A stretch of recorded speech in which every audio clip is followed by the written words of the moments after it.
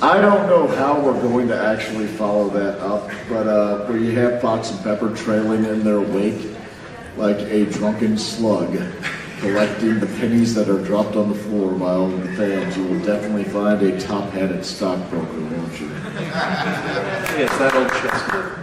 I've heard that one. Yeah. That's, as Grandma always said, the ferret in the top hat will take your money. Grandma was a little bit wacky after a few years. She liked to drink. So ladies and gentlemen, let's go ahead and bring out the camp follower, Alkali Biscuit.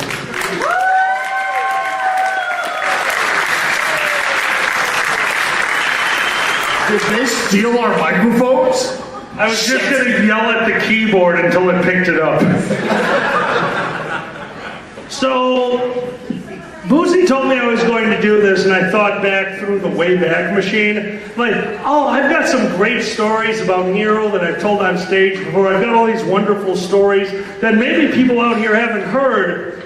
And then I got drunk, and I stopped caring. So how about I tell you something that happened like 3 weeks ago? Sound fun? So let's start it off with a preface, just because there are lawyers behind me. So I got robbed by a cop. These things happen when you're in Chicago. Police rob you. It wasn't a real, like, he didn't hold me up at gunpoint or anything. He just like, you have this, and I'm a cop. Now I have this. I'm like, well, I can't argue because you have a gun. That's kind of how logic works in Chicago. Because I had done something incredibly stupid. You see, who here has been to First Square? Who's actually seen the convention in First Square? Oh, so some of you know John. Or as I know him, Beardo the Magnificent. Do you know why I call him Beardo the Magnificent? We have a rule that John, who is totally okay with beating the shit out of me, is right when he is in arm's reach. And one day, he was in arm's reach, and I called him an asshole. And he touched my shoulder, and he said, I'm in arm's reach. And I said, then you are not an asshole. You are Beardo the Magnificent. He took his hand from my shoulder and said, I accept, and walked away like a peacock. He thought it was funny until I changed his badge to Beardo the Magnificent. Now he sends me hate mail even though he lives a mile away because stamps are cheap and letters are funny. Anthrax is a sin. Well, he invited me to his mother-in-law's wedding. Why? I don't know. Apparently he thought that wedding needed arson. I'm not a good party guest. You know why? Because I get like this. On main stage at Anthrocon, I can't see the audience. Right now, I can't see the audience not because of the lighting, but because you are all just blurry, amorphous blobs, except that one is hot. That's all I got. No, seriously, you are a super hot blog. Boozy has a hot blog, you're a hot blog. You guys get together, you make the ooze, it's an old movie, it creeps and sweeps. I'm really drunk. Okay, so, there's a fairly long story to this wedding, but there's only one part that matters. Guys, sometimes we do stupid things. Every once in a while, I've gone to the store, I've put something in my cart, I've checked it out, I said, I didn't need that. You know, stupid things. So I got the bride and groom stoned. And I don't mean like they went out back and took a hit off a joint. I mean their vows sounded like this. I love you. I want nachos.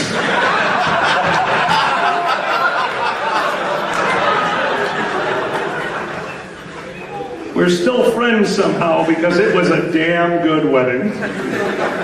Well, here's the thing. The same thing with Anthrocon, the same thing with everything I do. Every once in a while, I just have to get home. I have a job that will not let me take a lot of days off. I take out for conventions. I don't get a lot of extra days. So I decided, after drinking the entire night, that it was time to go home, and I know what you're thinking, and I'm going to stop you right there. I will never drive drunk, and neither should any of you. And in my room at this very moment is a breathalyzer.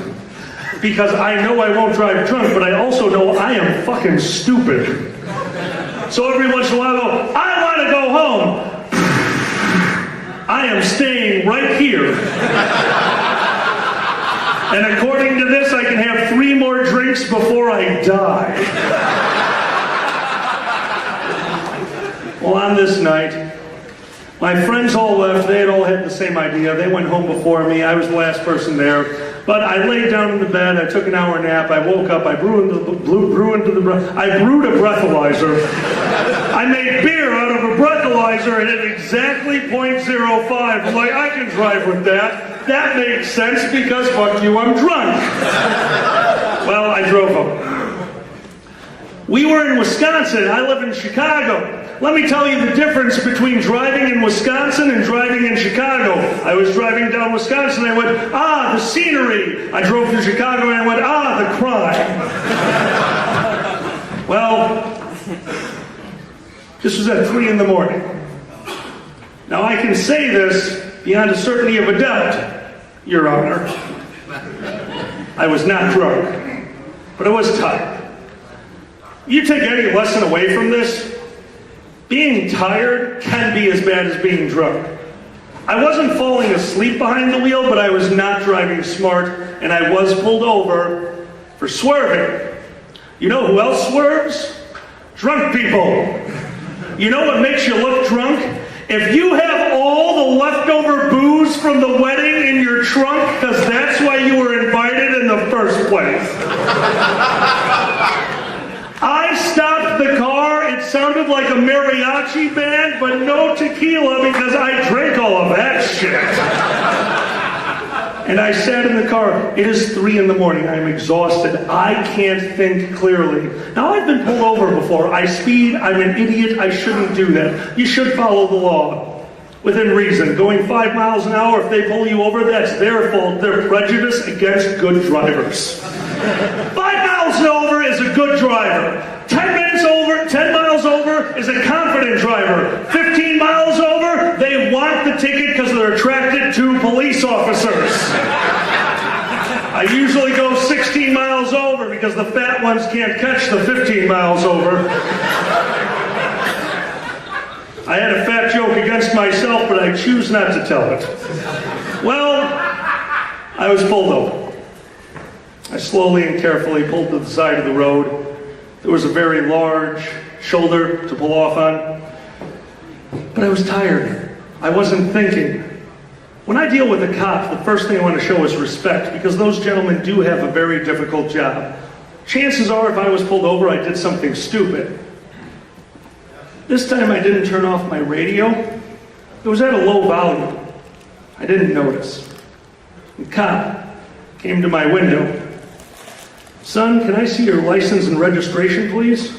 Absolutely, officer. And I opened my glove compartment, and a pill bottle with my mate's name on it, filled with 3 joints, opened, and the officer shined his flashlight into the car, said, "Son, what's that?" And while I was trying to think of an answer, the song on my radio continued to play. Driving into the sun, it's all right, nothing else matters. I'm sending out some pretty bad signals right now. Said, officer, that is illegal narcotic. I was tired.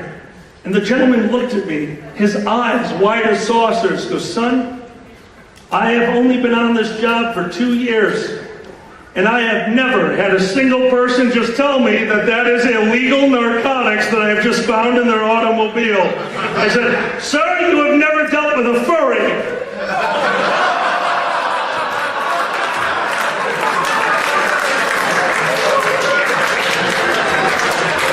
At this point, I legitimately thought my breathalyzer was broken and I was going to jail. jail. Now, I hate talking about this, but it's needed for the story. You've all seen me walking around this convention. I have a very strange walk, and that's because I have a leg that does not like me. And he asked me to step out of the car. He's like, son, would you please balance on your right leg? Can you do that for me? And I looked at him and go, nope. But, son, why not? Like, that would hurt a lot. Can I do my other leg? He's like, you know what? Why don't you just do the alphabet backwards? No, I'm dyslexic. Son, is there anything you could do to prove that you're not inebriated? Like, well, I have a breathalyzer in my car. Son, why do you have that? I drink a lot.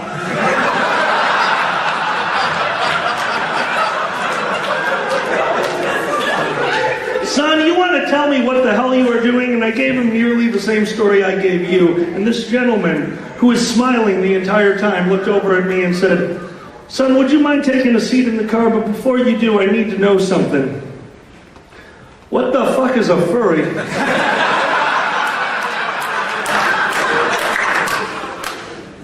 Why am I, sir?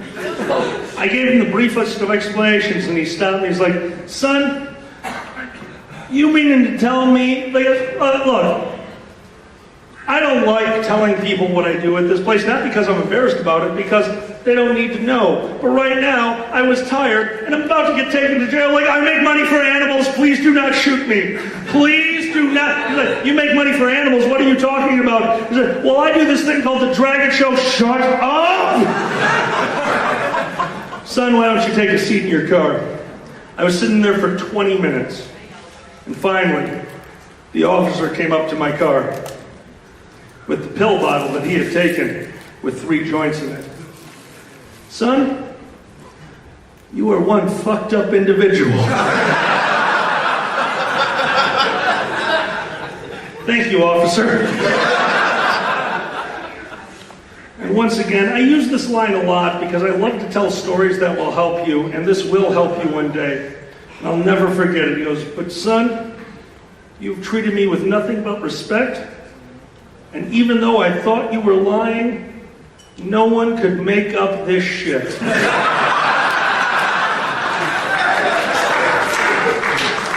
And he tossed the pill bottle back into my car. And the first thought I had was, are you just gonna send another fucker after me to arrest me with these joints? Because what the hell, dude, you already got me once. And as I'm rolling up the window, he gives me my warning, says, you were swerving over the road. You were not, he did breathalyze me, by the way. I was not intoxicated. I was just tired. He said, son, why don't you take a few minutes, pull over, take a breather, and then head the rest of the way home. There's a lot of bullshit out there about cops. There's a lot of them. I have a few cop friends, but you know what? Every once in a while, you need to remember that they are doing their job. There are bad cops out there, but you know what? There are a lot of good ones. And this gentleman let me go. And as I closed the window and pulled off the highway to take a breather, thought, you know what? That was a harrowing experience. I could really use a joint. And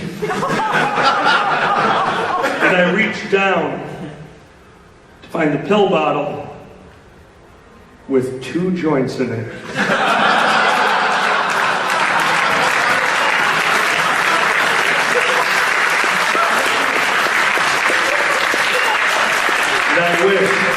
I wish that was the end of the story. And if you would like me to prove this, I'm going to see what I can do about putting it on Twitter because I kept it. He gave me a ticket. It wasn't a ticket that I had to pay. It was a warning. I will black out all the pertinent information because he didn't circle anything. He didn't put any needed information on there. All I thought at that moment, with my eyes wide as saucers, my body failing me as I was tired, was holy crap. He was in his car for 20 minutes, and I know what he did. And I want you guys on Monday to take a look at my Twitter account, Alkali_Bismuth. I will take a picture and send it out to you because this is a truly unbelievable story that I was this close to telling on main stage, but I didn't know how to do it. Because in my house, on a warning, is a ticket that says 5 dick-shaped things.